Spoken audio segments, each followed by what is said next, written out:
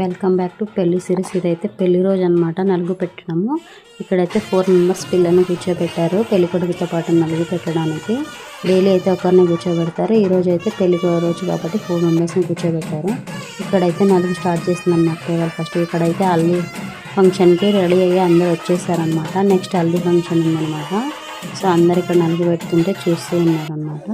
ఇక్కడైతే నెక్స్ట్ ఇక్కడైతే హల్దీ ఫంక్షన్కి పిల్లలందరూ స్నానం చేయడానికి వాటర్ ఇచ్చేయడానికి అందరు స్కెచ్ చేస్తూ రెడీగా ఉన్నారు. ఎవరి మీద వాటర్ పోయాలని అందరు ఇక్కడ చూడండి.